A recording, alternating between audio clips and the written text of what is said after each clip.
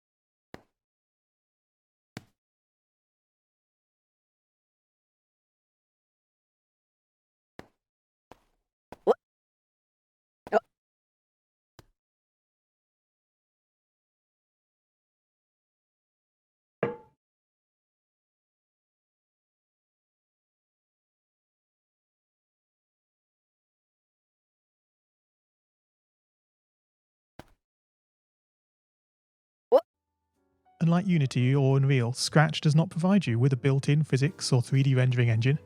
There's no state-of-the-art debugger, you can't even pause your scripts. We are forced to program old school. Our experience capped at 30 frames per second on a 480 by 360 pixel stage.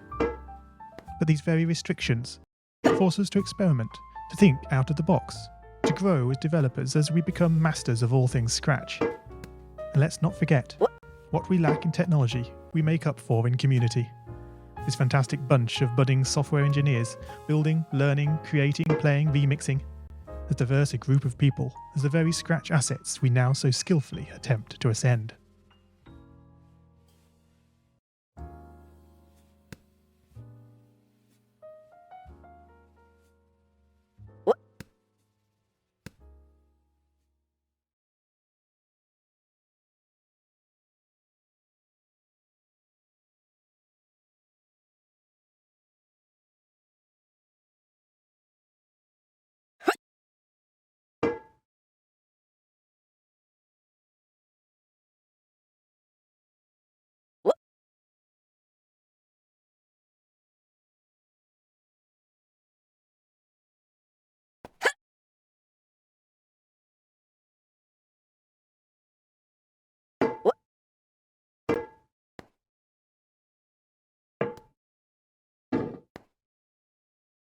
The act of climbing, in the digital world or in the real world, has certain essential properties that give the game its flavour.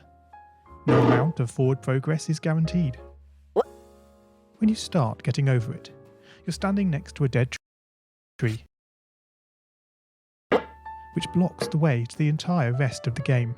You prod and poke at it, exploring the limits of your reach and strength, trying to find a way up. When starting a new Scratch project, that initial blank slate is both refreshing and at times a little scary.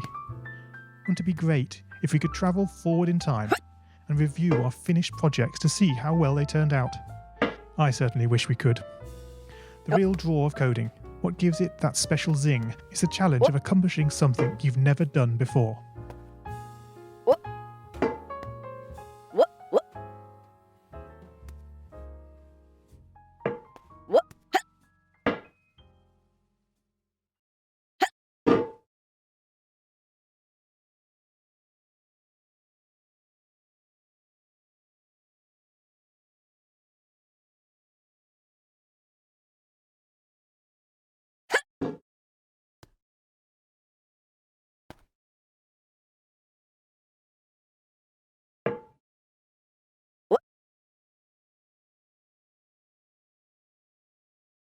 Oh man, you lost a lot of progress.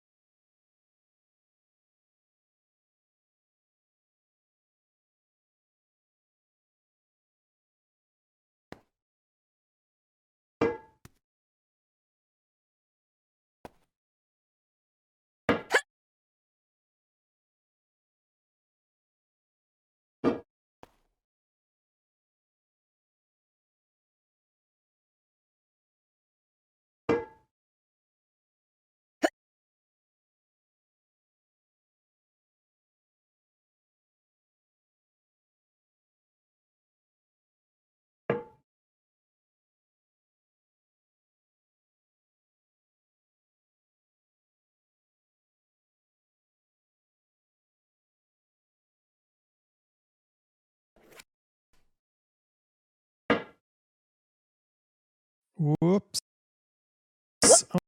Oh dear.